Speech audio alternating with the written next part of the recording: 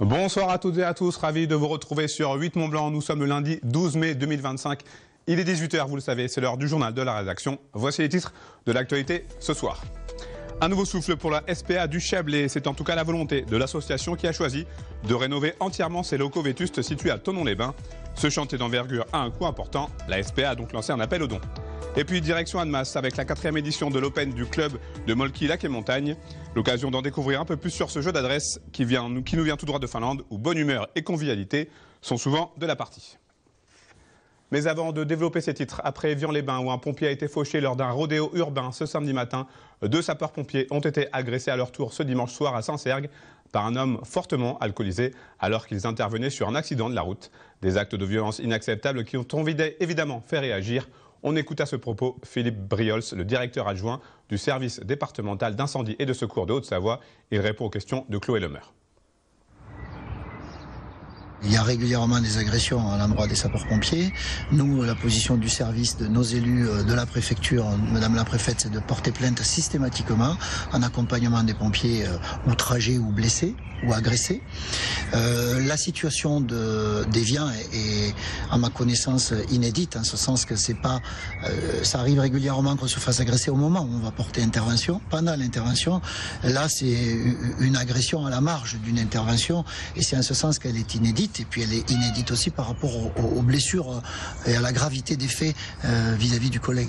Là, au moment où on se parle, on est en train de gérer l'émotion des collègues, la situation immédiate suite à cet accident. Nous, on attend de tout le monde, des pouvoirs publics, de la société en général, que les pompiers ne se fassent pas agresser lorsqu'ils viennent porter secours à d'autres personnes. C'est surtout ça, les attentes des sapeurs-pompiers. Puis après, la justice va faire son travail. Moi, je ne veux pas me prononcer maintenant parce que voilà, ça débute, l'histoire débute. Donc oui, la chose qu'on attend, c'est qu'on puisse remplir la mission avec sérénité. C'est un métier qui est difficile, c'est une activité qui est compliquée parfois, et c'est pas la peine d'en rajouter sur ce registre-là. Voilà ce que j'ai envie de dire aujourd'hui. J'ajoute que concernant l'agression d'Évian-les-Bains, le conducteur a été mis en examen pour tentative de meurtre. Je vous en parlais dans les titres. La SPA du Chablais, qui a accueilli plus de 1000 animaux en 2024, lance un appel aux dons pour redonner un coup de jeune à des locaux devenus vétustes et obsolètes. L'association indépendante a entrepris la réhabilitation totale de sa structure. Ces travaux, qui prévoient le passage de la surface de 350 à 850 mètres carrés, offriront plus de place, plus de confort et plus de praticité.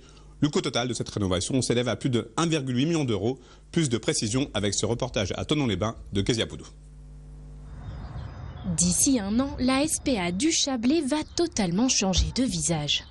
À Thonon-les-Bains, ces préfabriqués vont laisser place à des constructions durables, un changement plus que nécessaire. En été, déjà, il fait très très chaud, la chaleur monte vite. Et puis en hiver, il fait froid, forcément. On a des infiltrations d'eau parce qu'ils datent quand même de plusieurs années. Donc oui, c'est pas l'idéal ni pour nous, ni pour les bénévoles, ni pour les animaux. Durant toute la période des travaux, le quotidien des bénévoles, salariés et animaux va donc être perturbé. Les préfabriqués ont été déplacés, 17 parcs extérieurs ont été construits pour y accueillir les chiens. Et à terme, 30 autres box viendront s'y ajouter. Ils auront des box chacun avec leurs courettes, parce que c'est une obligation maintenant de faire des petites courettes. Avec des matériaux, bien entendu, qui seront nettement mieux que ce qu'on avait. Donc désinfectables et puis quelque chose de fermé et d'isolé. Parce que pareil, les bâtiments qu'on avait, il y avait des toits en tôle. Donc forcément, en été, il faisait très très chaud à l'intérieur. Et des fois, on tardait un petit peu à les rentrer parce qu'il faisait trop chaud. Les chiens ne seront pas les seuls à bénéficier de ce renouveau. La chatterie va elle aussi être agrandie. Une capacité d'accueil qui sera doublée avec plus de séparation. Les chatons, les chats craintifs ou encore les chats prêts à l'adoption auront leur espace dédié. Mais en attendant la fin du chantier, la place peut venir à manquer. Des fois, on a des chats qui rentrent en abandon, mais qui ne sont pas vaccinés, qui ne sont pas testés. Donc forcément, on a des petits systèmes de cages pour pouvoir les séparer des autres jusqu'à temps qu'ils aient tous les soins nécessaires pour vivre en communauté.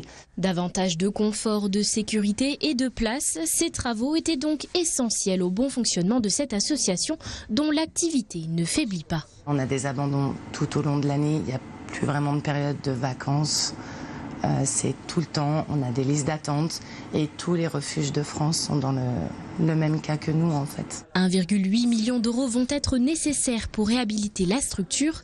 Et si cette association indépendante a fait un apport de 700 000 euros, elle compte sur la générosité de tout un chacun. C'est essentiellement l'association qui finance par le biais d'un crédit.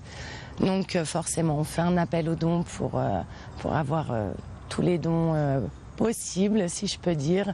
Il n'y a pas de petits dons, parce que voilà, si chacun met 1 euro, on peut aller très très loin. Un loto est d'ailleurs organisé le samedi 28 juin à 18h30 à l'espace Tully de Thonon-les-Bains.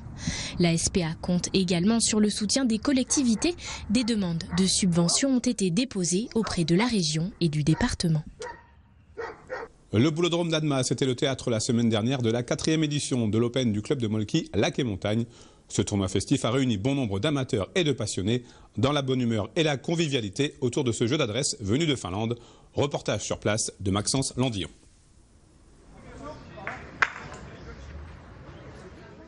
Les techniques de tir sont diverses et variées et les quilles en bois tombent au rythme des lancers.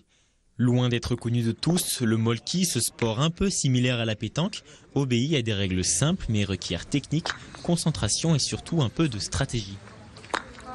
Le molki, c'est quoi en fait? C'est un jeu de quilles.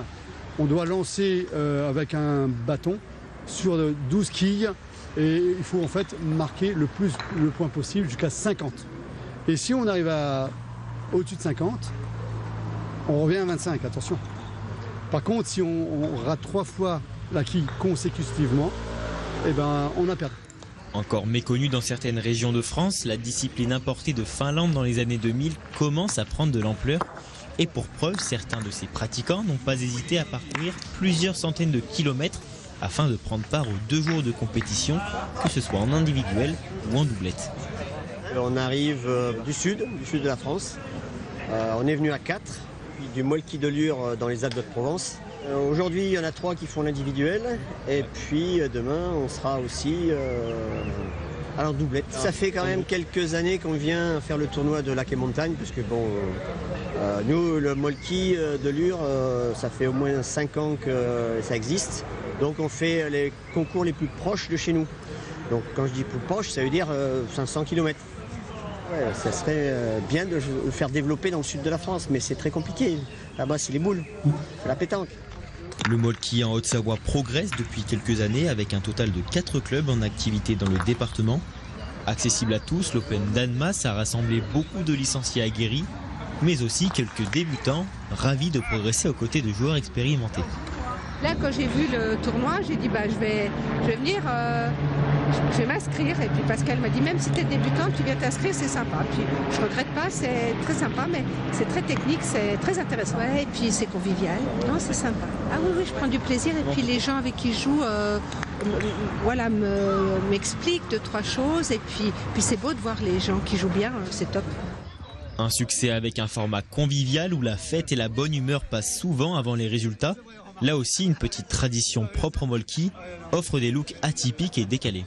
Ces pins, c'est tous les tournois que j'ai fait un peu partout. On va aussi à l'étranger. Dernièrement, on a été au championnat d'Europe à Prague. Cette année, on va aller à Vienne pour les championnats d'Europe outdoor avec l'équipe des Lakers. Et en Pologne pour les championnats du monde. Et donc, à chaque fois que je vais dans un pays, à chaque fois que je vais dans une région, je récupère un pins. Dans les parties, c'est tellement convivial, c'est tellement bon enfant que chacun s'échange quelque chose. Et souvent, c'est un badge. Une édition réussie et des sourires sur les lèvres des participants qui valident amplement l'organisation.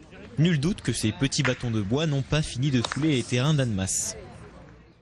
On termine ce journal avec du football et la très belle dernière soirée de championnat vécue par le FC Annecy. Ce samedi, les hommes de nouvelles n'arrivent jamais seuls. On a appris vendredi la prolongation de l'entraîneur des Reds jusqu'en 2028. C'est la fin de cette édition. Merci à vous pour votre fidélité à l'information sur 8 Mont Blanc. Merci à toute l'équipe pour son aide.